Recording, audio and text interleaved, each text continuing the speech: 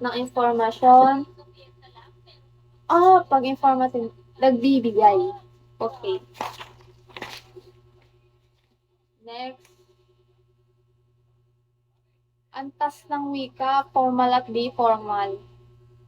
So, first one is formal, pambansa, pampanitikan o panretorika. Technical, pag sinabing formal, ay pambansa, ito yung salitang karaniwang ginagamit sa mga aklat. Tapos, pag panitikan o panretorika, edu. Pang-retorika is may malalim na kahulugan. So, sa technical is gumagamit ng espesyalisadong. Thank you. Napabulin. Espesyalisadong salita. Ito yung ginagamit sa profesyon o disiplina like a teacher, ganun. So, sa informal, so lalawiganin and colloquial balbal. So, first, sa lalawiganin, ito yung wika na particular na pook o lalawigan na sa lalawigan lamang. So, sa colloquial, pinapali na salita, pwedeng pinapahaba. Like yung nasan, sabihin natin san. So, pinapaikli natin. So, sa na siya, colloquial. And the last is balbal. Ito yung pinakamababa na antas. Na binabaliktad yung mga salita like idol, tas ginawang lodi. So, yun, balbal siya.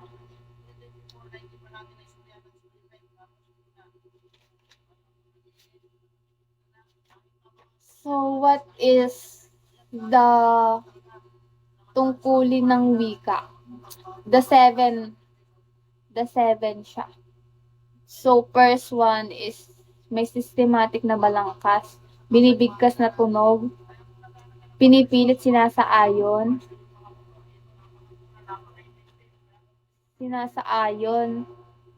ano pa to? Arbitrary, may kapantay na kultura. Tapos, patuloy na ginagamit and then dynamic o nagbabago. And ano yung kahalagahan ng wika, 'di ba? Mayroon siyang 2 types.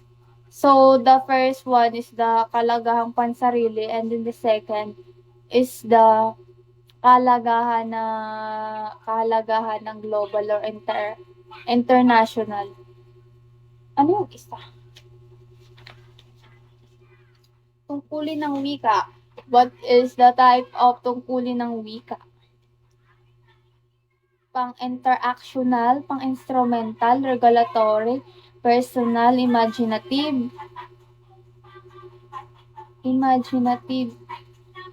heuristic, informative. So, what is the type of theory? The 14 theory. The first one is bawaw. Yuheho, popo, tata, dingdong, tararabombiay, mama, koko, singsong. Heyu, Eureka. Babulaki. Hocus pocus, yam. And then,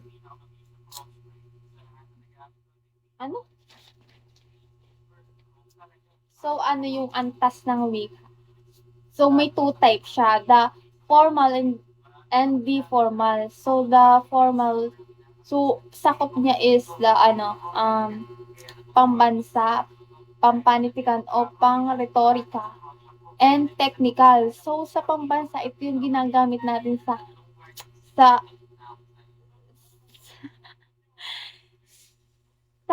bayan natin, like yung sa Batangas, digat sa Batangas laging may ga. And then,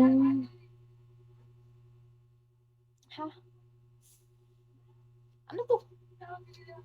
Pampanitikan o pang-retorika.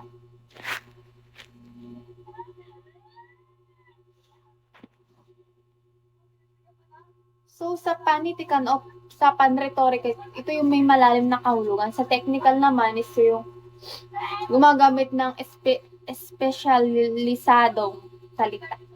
So, sa informal is may 3 types. And sa lalawiganin, colloquial, and dabalbal. The first one, lalawiganin.